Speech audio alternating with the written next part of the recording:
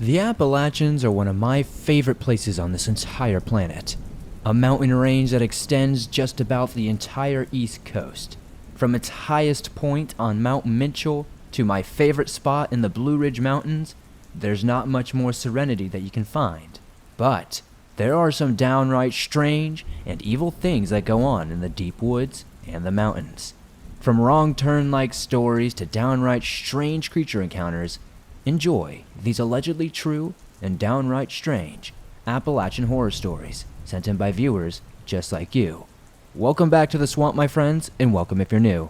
Be sure to send in your story with the Appalachians or somewhere else at swampdweller.net or the email you can find in the description down below. I would love to share your story with everyone here in the swamp. It's stories like yours that truly help keep this show going on a daily basis. Now, without further ado, let us jump right into these creepy and allegedly true Appalachian horror stories that'll freak you out tonight.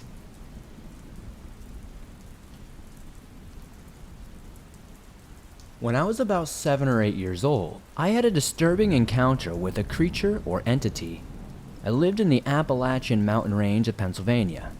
It was November when around daylight savings time occurred.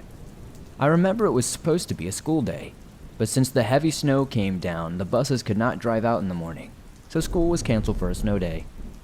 I was excited to spend the rest of the day in the snow, playing and exploring. We had an acre of property going quite far back into the woods. I walked deep into the forest to a small frozen pond past my property line. Suddenly, the woods went dead silent. No sounds of birds, no wildlife scurrying around, absolutely nothing. I remember thinking it was strange but kept walking to make it to the pond. I should have turned around right then and there and just went home, but I was just a naive little kid. After I reached the pond, everything was still completely silent and the hairs on the back of my neck felt like they were rising. I started to get frightened, but I didn't know why. I felt like something terrible would happen to me if I didn't leave right then and there. So I decided, out of some random spark in my brain, to run back home. As I arrived at my backyard, I realized it was so late, and the sun was setting. My mom came running outside asking where I was all day, and never disappeared like that again. Now, none of this made any sense to me, because I had only been out for about 20 minutes or so. I left my house in my snow gear at around 10 a.m., right after the snow day call. It was almost 8 p.m., meaning I had been gone for 10 hours. I have had no idea how this happened and how I had been gone for that long. I only remember being out there for maybe a 15 to 20 minute period. I don't know if this has anything to do with any kind of cryptids or any kind of weird supernatural elements, but I do know it was very similar to the things I've heard on the Swamp Dweller YouTube channel in the past when it came to missing 411 videos. Has anyone else ever had this happen to them? Was it some sort of creature? I didn't see anything at all while out there. I didn't lose track of time, and I didn't fall and hit my head or anything. What do you think happened? Please let me know in the comments, and thank you Swamp Dweller for sharing this experience. I know it might not be super terrifying, but the details surrounding this experience will forever have me scratching my head.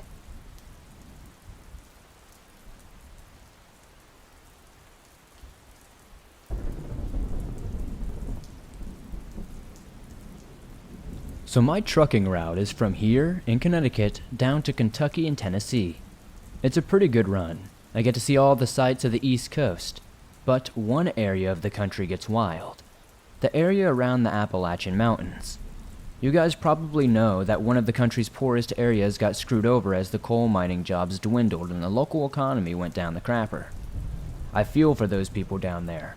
Seeing how entrenched in poverty some families are is truly heartbreaking. So I was rolling through an area of the state that I hadn't previously been through, thanks to my usual section of the highway being blocked off by some traffic accident that had unfortunately left a few people dead. I was having some trouble navigating the roads after my phone ran out of battery, and wouldn't you know it, the plug charger decided to give out too. Worst timing ever. But I was an experienced truck driver and wasn't driving an 18-wheeler on that run, so I was free to take some more of the minor roads to find my way around.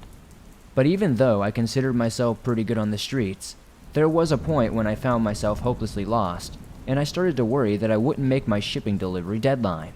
That would mean disciplinary proceedings, and I could not afford those. So anyway, I happened to see this guy wandering down the side of the road. So I slow my truck down, wind down the window, and ask him for directions. The guy seems friendly enough and is willing to take a few minutes to give me all the information I need to make it back onto the main highway that are headed south. But then I started asking him if there was anywhere nearby that I could get some lunch, as it was getting towards about 1 in the afternoon, and I'd only managed to get myself a meager breakfast. The guy seems to think for a minute, scratching his head, taking an unusually long time to think of an answer to this question that usually would only take a few seconds to answer. It's rare to be anywhere in West Virginia where there isn't a Cracker Barrel within a few miles, so why he didn't just point me in the direction of one of those was beyond me. When I pressed him, he told me he knew of an old family-run place that did the best chicken fried steak in the entire county, maybe even the state. Suddenly all was forgiven. Now I might be a northerner, but I'll be damned if I turn down a good chicken fried steak. All that was taking so long was for him to try and remember the best way there that wouldn't take me down some run-down old dirt road, one which might get my truck stuck on it, which would have left me screwed. So after a minute, he gave me a detailed direction toward an old strip mall.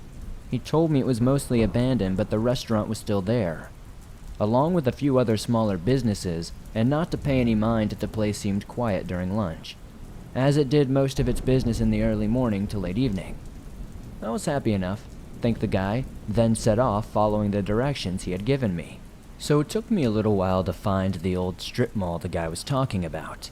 It was a little frustrating to drive past a couple of chain restaurants and whatnot, given that I was so hungry.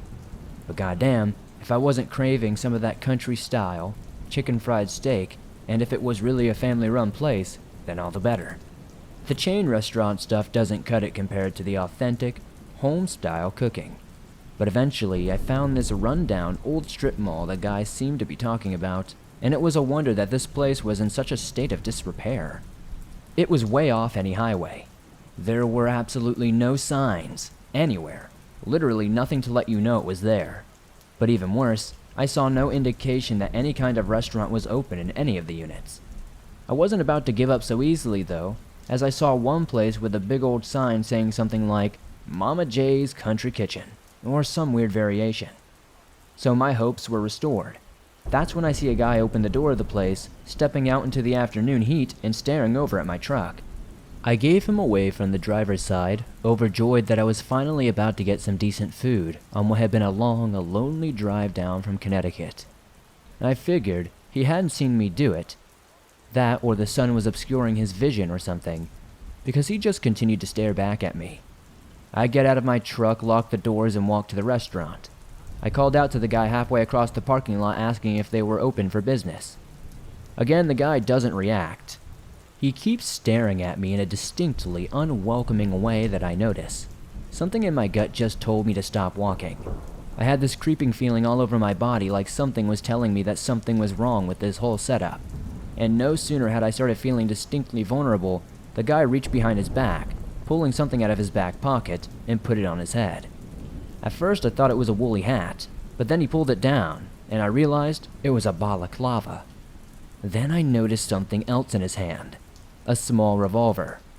I turn and start running back to the truck, and as I do, I see a few other guys emerging from the derelict units, each running towards my car and trying to cut me off. Each had a weapon in their hand, be it a knife or an iron bar, and seeing those just made me run even faster. Thank God I had gotten that feeling when I did, otherwise they would have made it to the truck before I did. I threw the door open, jumped inside, and locked the cab behind me, trembling as I was rummaging for my pocket, trying to get my keys. The bandits surrounded the cab of my truck, hitting the chassis with their weapons and demanding I get out. The guy with the gun aimed it right at my face through the windshield, screaming for me to get the hell out of the truck. I had no choice but to do what I did. I gunned the engine and plowed the whole bunch of them, knocking down those who didn't jump out of the way of mine.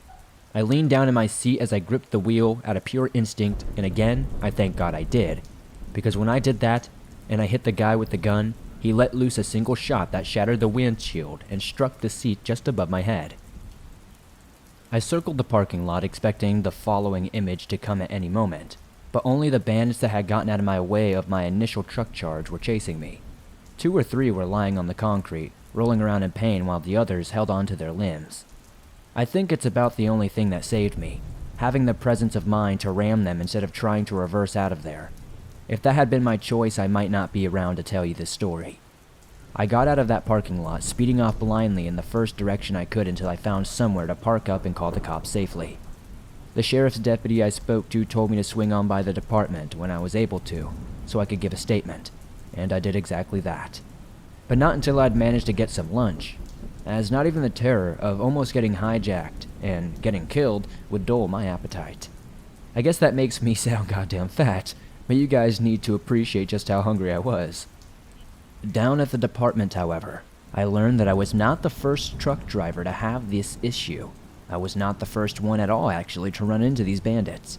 How I'd been just unlucky enough to ask directions from one of their kinfolk, who had directed me to a rundown strip mall just before calling his buddies to let them know I'd be there. At least, that's the only conclusion we came to once I described the guy I had asked directions from. The deputy seemed to nod knowingly when I related this guy's physical description. I'm warning you guys to be very careful when you're out on the roads.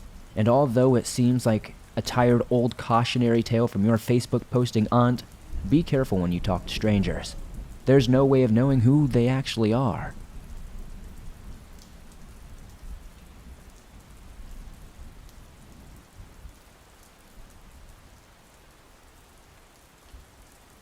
I've never had paranormal experiences, but I cannot explain this.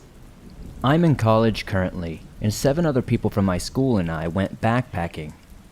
We had 2 experienced leaders at the time. We drove to Zaleski State Park in the Appalachian region of Ohio. It was early April this year, and it was cold and everything was still dead from winter. After hiking miles into the forest, we set up camp at a backpacking campsite, and there were a couple of other groups of people there. As a few were friendly older couples, and then 2 college-age girls, everyone was pretty spread out. We set up camp further away from everyone else. I have always been able to sense the energy of places, and at this point this place didn't feel very great. It was almost spooky. Each of us had individual 1-person tents, and we formed a cluster on this site, with my tent in the back so no one would be behind me. Our group was next to the forest because this backpacking site was like a big cleared-off square in the middle of the trees. Fast forward, I'm dead asleep and it's sometime around 2 a.m. I wake up to leaves crunching behind my tent. I hear footsteps walking in circles around my tent. They had a sort of heaviness to them that couldn't be a deer or a dog. Also, it sounded like it was on 2 legs and not 4. I cannot make this up. This creature, or whatever it was circling my tent for long periods, slowly creeping up to the sides of my tent and then just stopping. And then it would move on to walking around the rest of our tent cluster. I could hear a human-like breathing from the mouth when it was close to my tent, like a light sort of heaving. I was shaking, too scared to unzip my tent and investigate. I kid you not, this seemingly went on for hours. And in my experience, it seemed like I was the only one who was awake. Out of nowhere, I see an illuminated light shape from my tent, although I couldn't tell you what it was from inside my tent because it was all zipped up. It was like a warm glow, and it didn't move like a flashlight. I was paralyzed in absolute fear. I couldn't believe this was an animal. At some point, I fell asleep due to sheer exhaustion, but I could hear the heavy footsteps circling until I did. In the morning, I questioned my fellow campers about it, and my leader admitted she heard the footsteps and noises as well. Realizing it was bizarre, and she would have investigated had she not been so dizzy, one of the boys in the group said they also noticed the light that came on but thought it was someone else. Not a single person in this group went to go to the bathroom at night or turned on any sort of light. I've heard about the Appalachian regions being creepy and bizarre, and now I truly believe it. Some people online have leaned towards Bigfoot because apparently he is associated with light orbs. I've never seen a Bigfoot, and I've never really been a Bigfoot believer, but I'm telling you, this didn't feel like it was just any animal like a bear.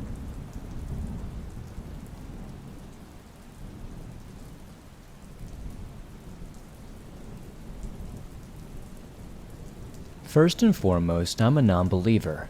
I've never had any encounters with anything supernatural or otherwise not normal. I want to keep this short. Last night I woke up to my dogs barking. As usual, I let them outside to do their thing.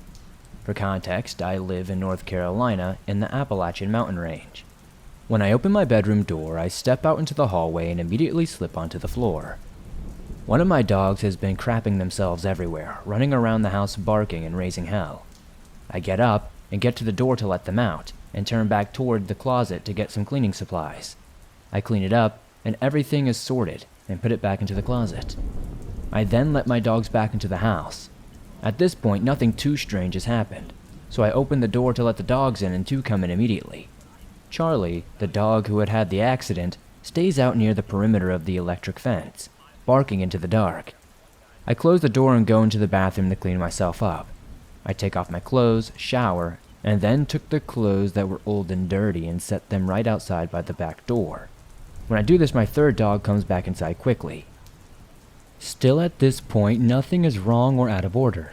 I take a towel to a few spots around the house to get all the fecal matter. I decide to throw out the towel along with my pajamas, so I take the towel and clothes and head toward the bins at the back door. I grab the stuff I'm throwing out in a small basket and head towards the trash bin. Yes, this is where it gets weird. As I walk, I notice it's pitch black outside, and no light from inside is shining out since I had been asleep. As soon as I consider how dark it is, I hear whistling. As soon as I hear the whistle, I hear Charlie inside the house barking and losing his mind. I stop to think what it is. A bird maybe? But it's not. The whistle goes up and down in pitch with fluidity and stops at certain angles. There is no rhyme or pattern to it. I stopped walking as soon as I heard the whistle. As I said before, I don't believe in monsters or demons or anything like that. I do think there are undoubtedly sick human beings, though. I listened for another 5 seconds, maybe before dropping the basket and briskly walking back inside, locking the door for good measure. That night I slept with my shotgun in my bed and all of my dogs close. I still to this day have no idea what made those whistling noises and what was causing my dogs to freak out, as on any normal night they would never act this way and feel like they run this whole area. If anybody has any ideas in the comments down below, please let me know. As far as I know, there's something or someone strange in the Appalachian woods.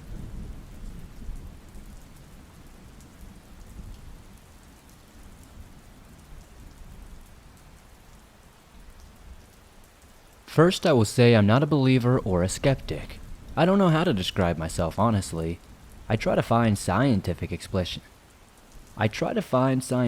explanations for things while considering that it could very well just be something crazy.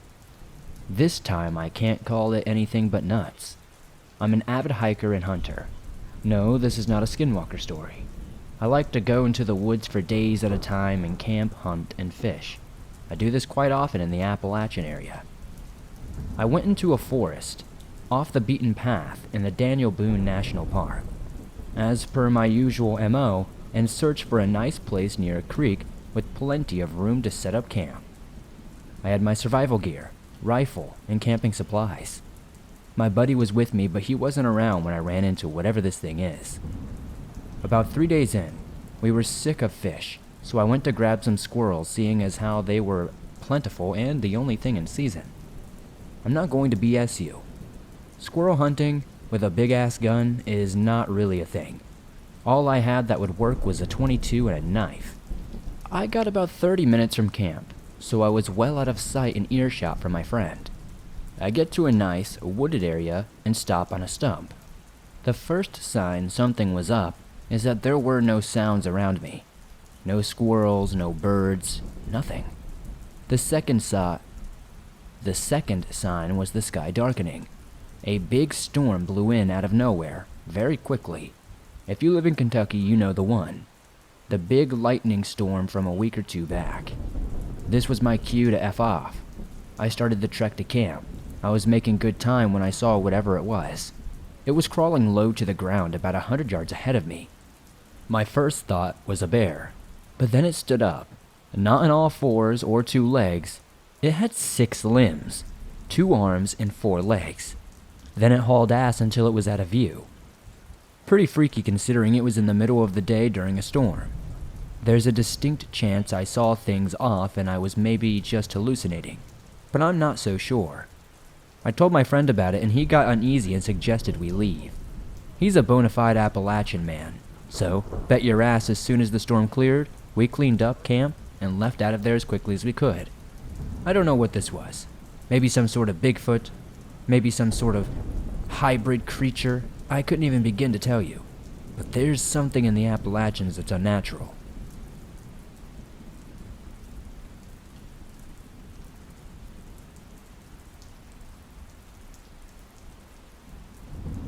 I enjoy all the stories you share on the show, and I appreciate the effort you guys put into sharing them. Bringing your experiences to light is very helpful for other people, so I thought I might as well write into the show and share mine. Though it seems a bit silly on the surface compared to other stories. But here goes. I live in the Appalachian Mountains region of the United States. Being in these ancient mountains has always inspired a sense of awe, and I don't think I have ever wanted to grow up anywhere else. And being a descendant of the Cherokee people, it has always felt right to be here, you know? My brothers and I always had a lot of land to explore and run on as children. I always tell people that I grew up in the woods. It felt important to share that little background information because what I saw when I was younger might be rooted in local folklore. But anyway, onto the story. When I was younger, I was never afraid to roam the hills, back in the woods, day or night. It was just a part of me. And one evening, my family had a get-together with friends and family. We had a small fire and roasted hot dogs and s'mores. All the campfire goodies, you know? Well, afterward, once the fire was put out, my father asked me to take the remaining wood and sticks, etc., that wasn't used for fuel to the fire and throw them back in the brush at the end of our backyard, away from the back of the field. He didn't want to run them over when he was mowing the lawn. So I picked them all up and headed back toward the end of the field, and by the time I got there, it was twilight. Beautiful red-orange sky, a nice glow all around. I remember this because of just how eerie it seemed. As I threw the sticks into the brush, I turned around and not 50 feet away from me was a deep, royal blue pig. I was shocked and didn't even move. The entire scene was just marvelous and scary at the same time. I didn't move. Having pigs myself, I know this one was larger than any pig I've ever had. This continued for a few minutes, but realistically we stared at each other for a good 5 minutes before he calmly turned and walked majestically into the forest. Now I know what you're saying.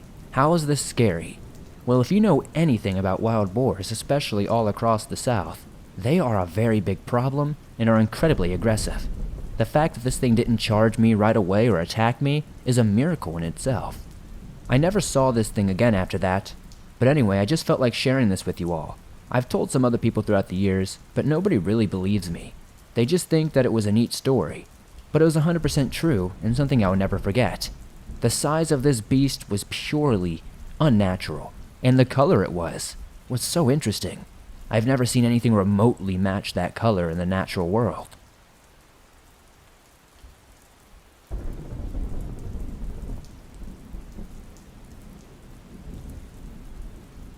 Thanks for listening to these creepy and allegedly true horror stories from the Appalachian mountain range. Now, I don't know about you guys, but the Appalachian area is such a place full of beauty, serenity, and absolute downright spine-chilling mystery. It's a place where you can relax and a place where you can meet your nightmares. As always, if you enjoyed these stories, please be sure to hit that like button as it helps me out a ton. The more likes this episode gets, the more YouTube promotes it in the algorithm, and that's incredibly helpful to the channel. If you're listening to this on Apple Podcast or Spotify, please be sure to give this a 5-star rating over there, as it helps us grow in those platforms. If you're new to the swamp, why not join us? Hit that subscribe button and turn on notifications to never miss a new video, as I upload them nearly every single day, and all things natural and supernatural. If you have a story that you would like to share in a future episode, be sure to submit it at swampdweller.net or the email you can find in the description down below. I would love to share your story with everyone here in the swamp.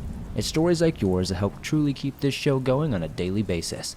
I'm always looking for fresh, new scary experiences to share with the people of the swamp. If you're on the go and don't have YouTube Premium, but would like to download and listen to your favorite Swamp Dweller scary stories no matter where you are, you can download them absolutely free from Spotify, Apple Podcast, Stitcher Radio, and pretty much anywhere else you find your favorite podcast online. Thank you guys, as always, for supporting the swamp the way you do. I couldn't do this on a daily basis without you guys. Be sure to come check me out over on Twitch. I stream over there multiple times a week. If you're a fan of horror games and other things like that, I think you'll enjoy it over there. Be sure to find the link in the description. Don't forget to join me on Twitter, Facebook, and Instagram to keep up with me. I'll see you guys soon with another creepy episode.